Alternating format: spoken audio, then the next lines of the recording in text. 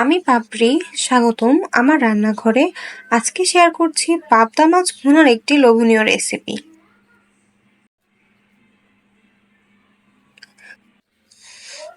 কড়াই থেকে ধোঁয়া উঠতে শুরু করেছে, আর এদিকে আমি মাছের মধ্যে লবণ আর হলুদ মেখে রেখে দিয়েছিলাম। কড়াইতে দিয়ে দিয়েছি সামান্য তেল। তেলটা খুব বেশি গরম করব না, হালকা গরম তেলেই মাছগুলোকে ভেজে নিব। পাবদা মাছ খুব বেশি গরম তেলে ভাজতে গেলে মাছগুলি খুব ফুটে, তাই হালকা গরম তেলে সাবধানে মাছগুলিকে ভেজে নিচ্ছি। মাছগুলিকে খুব বেশি ভাজবো না, দুইটা সাইড একটু হালকা হালকা করে ভেজে তুলে নিব।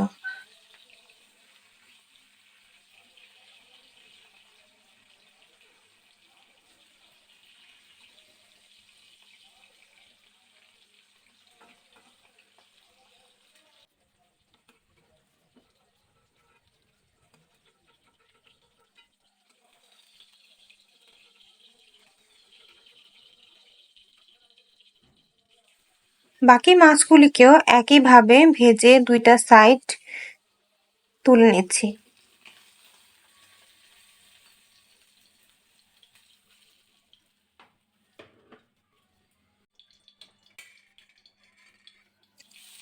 একই তেলে দিয়ে দিয়েছি পেঁয়াজ কুচি। এই রান্নাটা খুব ঝটপট হয়ে যায়, একদম সময় লাগে না। পেঁয়াজ কুচিগুলিকে একটু নেড়ে চেড়ে লালচে করে ভেজে নিব। খুব বেশি ভাজবো না, সামান্য নরম হয়ে আসা পর্যন্ত একটু নেড়ে চেড়ে ভেজে নিচ্ছি।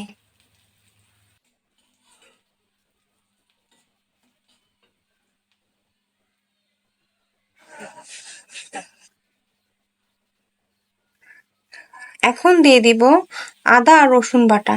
এখানে আমি খুব সামান্য পরিমাণে আদা রসুন বাটা ব্যবহার করেছি। আদা রসুনের কাঁচা গন্ধটা দূর হয়ে আসা পর্যন্ত নেড়ে চেড়ে একটু ভেজে নিচ্ছি।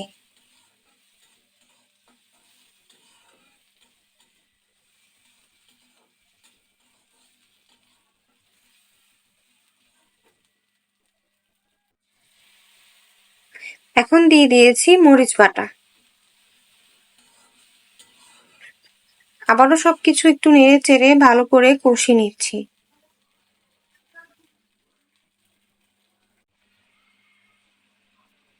এখন সামান্য জল দিয়ে পরিমাণ মতো লবণ আর হলুদ দিয়ে দিয়েছি।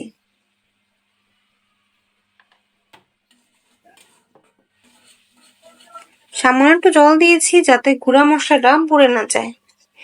এবারে আবারও সবকিছু ভালো করে নেড়ে চেড়ে কষিয়ে নিচ্ছি।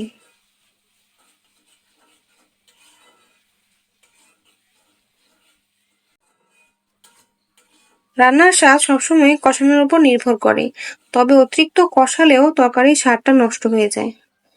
মশলাটা কড়াই থেকে ছেড়ে আসছে, তার মানে মশলাটা কষানো হয়ে গেছে।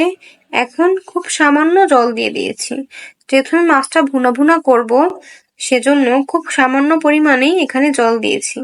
কড়াইয়ের গায়ে লেগে থাকা মশলাটাকেও একটু পরিষ্কার করে দিয়েছি, যাতে করে মশলাটা পুড়ে একটা তেতো ভাব না আসে। এই তো দেখতে দেখতে ঝোলের বলক এসে পড়েছে। এখন ভাজা মাছগুলিকে একে একে দিয়ে দিচ্ছি।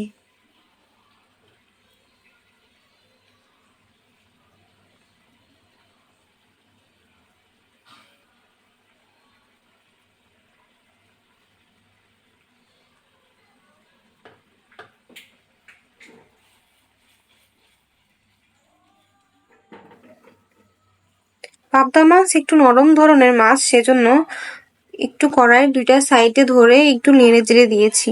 এবারে ঢাকনা দিয়ে ঢেকে চুলার আঁচটাকে স্লো করে রেখে কিছুক্ষণ রান্না করব।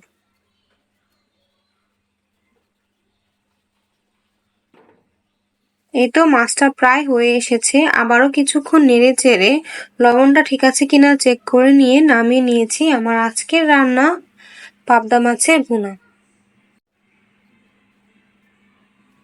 পাবদা মাছের এই ভুনার রেসিপিটি খেতে খুবই অসাধারণ লাগে, আপনারাও বাড়িতে ট্রাই করে দেখতে পারেন। এতক্ষণ ধৈর্য সহকারে আমার সাথে থাকার জন্য অসংখ্য ধন্যবাদ। আর আমার চ্যানেলটিকে অবশ্যই সাবস্ক্রাইব করবেন।